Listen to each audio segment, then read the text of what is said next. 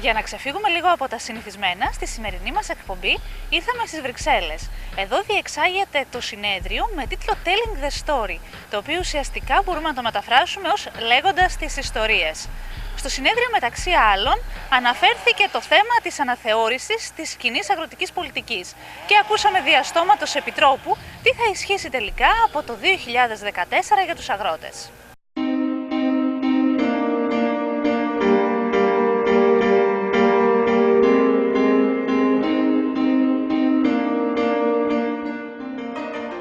Το συνέδριο Telling the Story αφορούσε μεταξύ άλλων τον τρόπο διάθεσης των κονδυλίων στους τομείς της γεωργίας, της αλείας, της περιφερειακής ανάπτυξης.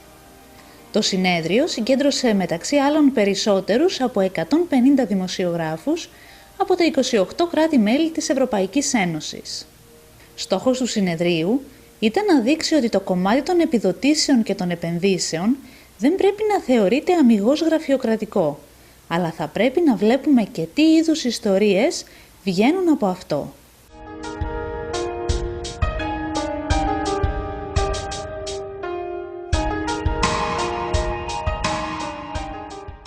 Κατά την τοποθέτησή του, ο Επίτροπος Γεωργίας Ντάτσιαν Τσιόλος αναφέρθηκε εκτενώς στην πρόσφατη συμφωνία που επετεύχθη στον Παλί της Ινδονησίας, μετά από μαραθώνιες διαπραγματεύσεις μεταξύ των μελών του Παγκόσμιου Οργανισμού Εμπορίου. Η ιστορική, όπως χαρακτηρίστηκε, συμφωνία βάζει νέες βάσεις στο εμπόριο των αγροτικών προϊόντων μέσα από τη σταδιακή μείωση δασμών σε παγκόσμιο επίπεδο, τη μείωση της γραφειοκρατίας στα τελωνεία και τους καλύτερους όρους εμπορίου στις πιο φτωχές χώρες. Κύριο πλεονέκτημα της συμφωνίας φαίνεται να αποτελεί η διευκόλυνση συνολικά του διεθνούς εμπορίου, η οποία στηρίζει κυρίως τις μικρομεσαίες επιχειρήσεις.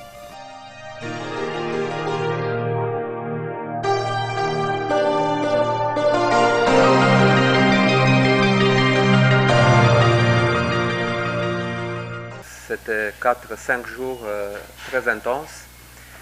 Et tout d'abord, je suis content qu'on ait pu arriver à un accord. Ce qui n'était pas du tout évident dès le départ, et ce qui montre que malgré le fait que la décision, après toutes ces discussions sur Doha Round, c'était de venir avec un mini-paquet, même pour ce mini-paquet, il était difficile de trouver un compromis. Mais il me semble que cet accord il est très important de deux points de vue. Tout d'abord parce que l'approche multilatérale dans la politique commerciale internationale a été sauvée. Et il me semble qu'il est important d'avoir cette approche multilatérale pour de différentes raisons. Et deuxièmement, avec ce paquet de Bali, nous avons renforcé l'idée que la politique commerciale peut et doit contribuer aussi au développement économique des pays en développement, des pays moins développés. Et que quand nous définissons des règles, ces règles ne sont pas seulement pour défendre les pays riches contre les pays pauvres.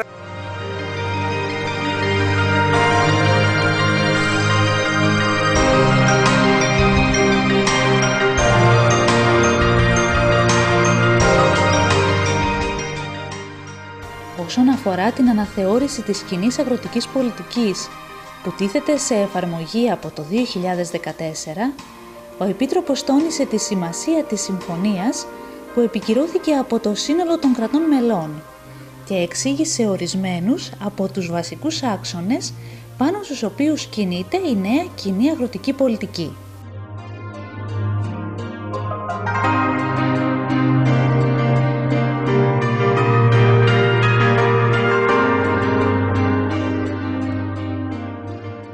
I'm happy because we have an agreement, we have a political agreement accepted by the Parliament, accepted by the Council, and finally accepted by 28 member states.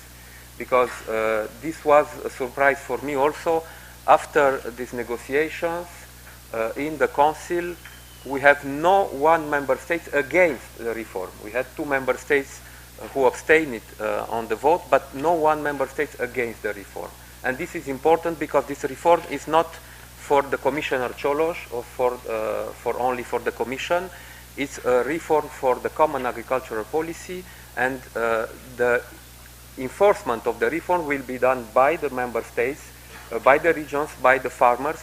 So it's important that this reform has to be accepted by the beneficiaries. So this is why I'm happy that we have this agreement, and my feeling is that all the main elements of the reform put it on the table by the Commission from the beginning remain in the reform. All the objectives to balance direct payment, to have a real policy for young farmer installation, to have a complementarity between the two pillars, to follow the market orientation but to reinforce the role of farmers on the food chain and on the market, to have strong instruments to deal with the crisis. So all these elements are on the table. Of course, I do not forget this orientation of common agricultural policy through also a better management of natural resources, combined with the competitiveness of agriculture. So all these elements remain on the reform. Of course, we discussed the modalities to implement all these elements, and the Parliament and the Council finally find a common way to do this. So now we are not only monitoring how the member states will implement this reform, but we are working very hard on the delegated acts and implementing acts.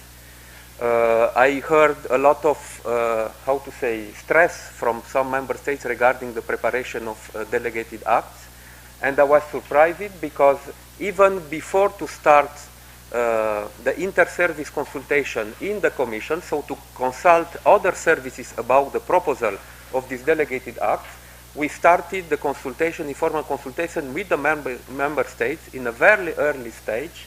So this is why it was difficult for me to understand this strong reaction that the Commission want to modify the political agreement, since we presented this openness from the beginning.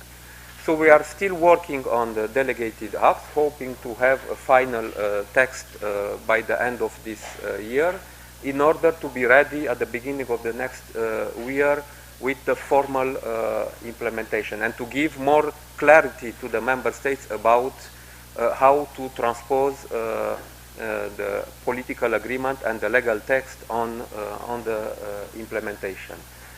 But we are working now not only on the implementation of the reform. You know, we still have, we just adopted a proposal of the regulation for the promotional policy, and we are working also on two reports, one for milk sector, following the conclusion of the milk conference in September. We are working also on the report on the implementation of the last reform on the fruit and vegetable sector, last reform from 2006, so to have some conclusions and to see whether we need or not to adapt some things. And we are also working on the improvement of the regulatory basis for organic production. So we still have a tough agenda on the table.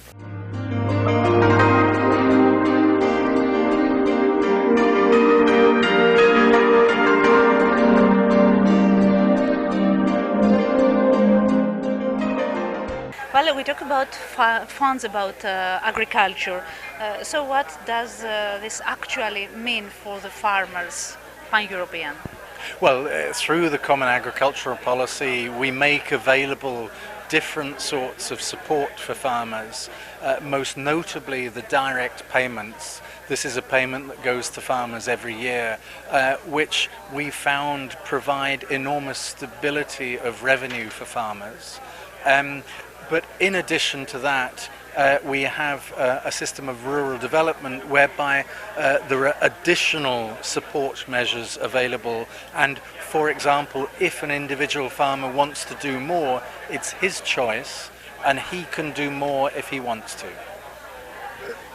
Many years ago, with the past CAP, farmers believe that the money will come from the sky. Now, what can we do? What can you do in order to change their minds that this CAP, the reform of the CAP, will not rain money, but you have to work hard to gain money?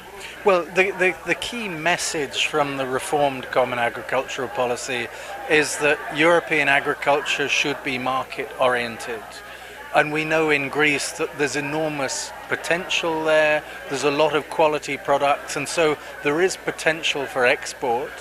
And the policy is there to help farmers, to provide a stability, but also to encourage them, for example, to cooperate with each other, to help them to better organize themselves. And this contrasts very starkly with the Common Agricultural Policy 20 years ago, which was basically all about making sure that the farmers had a market and they would have money whether they could sell their produce or not. So we're getting a more competitive agricultural system, which we believe is better for European agriculture in the long run. But let me also add that under the CAP we have a budget which is fixed until 2020, and so farmers have a stability of supply in terms of the direct payments, and there's no other sector that I can think of in Europe where there is that guaranteed support all the way up to 2020, which helps farmers plan ahead and invest in the future.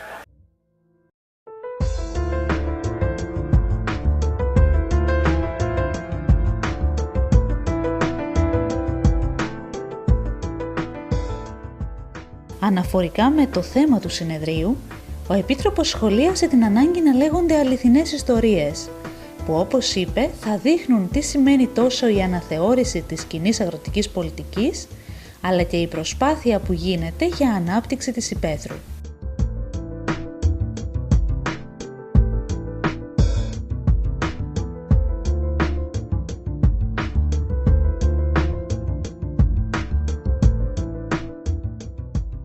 Ο Επίτροπος Γεωργίας Ντάση Αντσιόλος, μεταξύ άλλων στην ομιλία του, αναφέρθηκε σε μία έρευνα του Ευρωβαρόμετρου που δείχνει ότι οι πολίτες πλέον ανησυχούν περισσότερο για την κοινή αγροτική πολιτική σε σχέση με τα προηγούμενα χρόνια.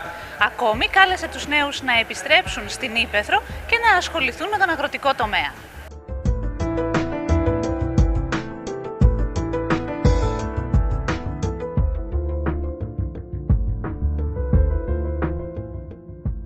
I think if we tell the true stories is not difficult, and this is our duty to tell true stories and not stories that the people wants to hear. A last Eurobarometer, not yet published, I just learned about this some days ago, concluded that the people who are aware about the common agricultural policy in Europe, so they heard about common agricultural policy and its content, increased it from 2010. In 2010 we were around 40%, 41% of the people saying that they know common agricultural policy, and now we are to more than 60%. So I think that this period of the reform was also a very good opportunity to communicate in a very concrete manner about what means common agricultural policy. So to tell stories on this way, what the people wait regarding the common agricultural policy, why they are ready to support the farmers, and to explain what we do, and to agree when we do in a wrong way that we have to adapt, that we have to modify. To relaunch this dialogue between farmers and the society, I think is the right way to communicate stories about agriculture in Europe, and about rural area in Europe, and about common agricultural policy.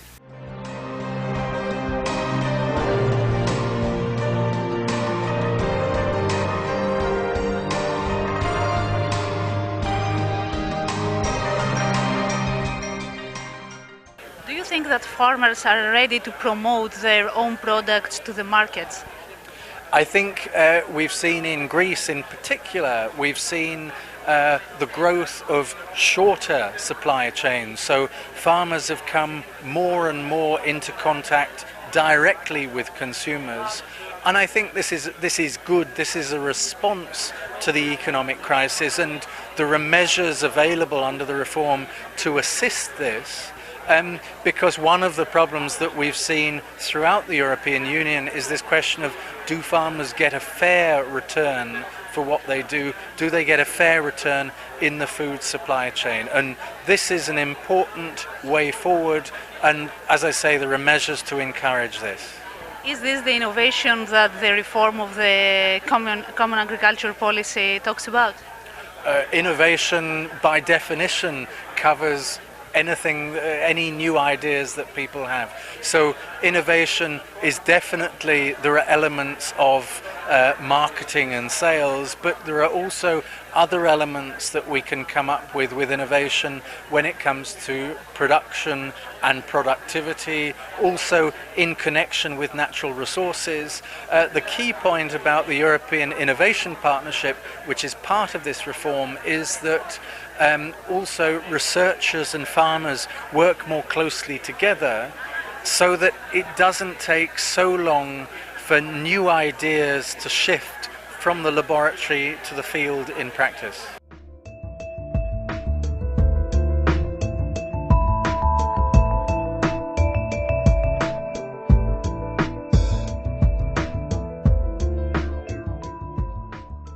Ένα από τα ζητήματα που φαίνεται να απασχολούν πανευρωπαϊκά είναι το λεγόμενο πρασίνισμα της κοινής αγροτικής πολιτικής. Ο Επίτροπος Τσιόλος κλήθηκε μεταξύ άλλων να απαντήσει αναφορικά με την ανάλυση του κόστους σχετικά με το πρασίνισμα.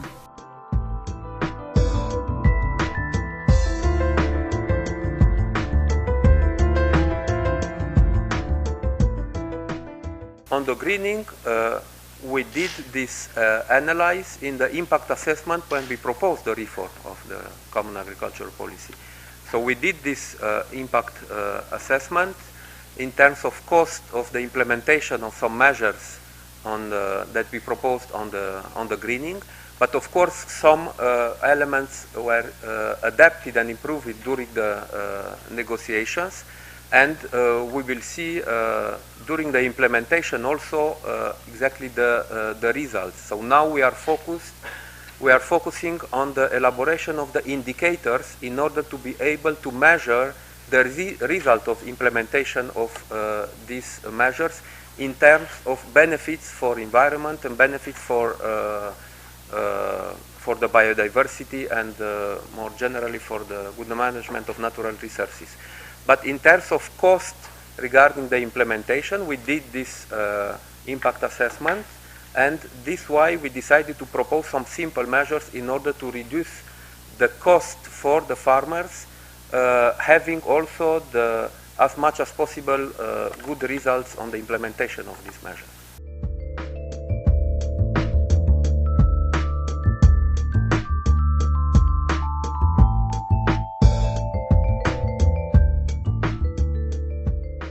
Αναφορικά με τον οικολογικό προσανατολισμό της κοινής αγροτικής πολιτικής, ο Επίτροπος εξήγησε ότι θα δοθεί έμφαση σε καλλιέργειες που θα ενισχύουν τη βιοποικιλότητα.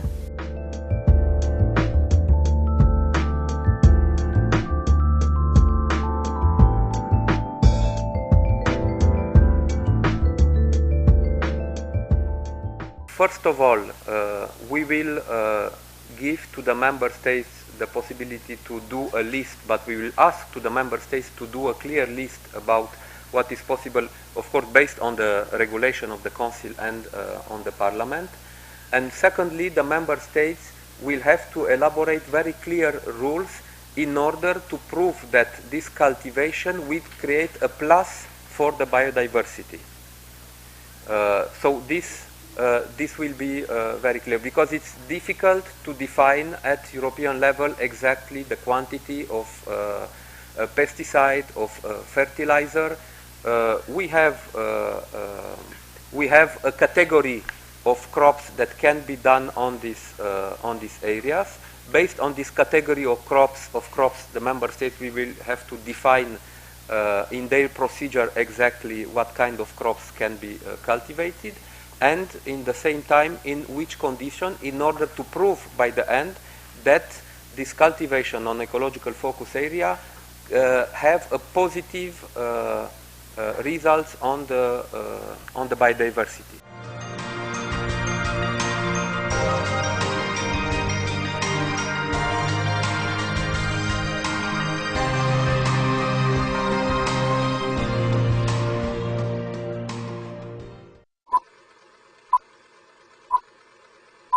The key point is that farmers have the flexibility to follow market signals.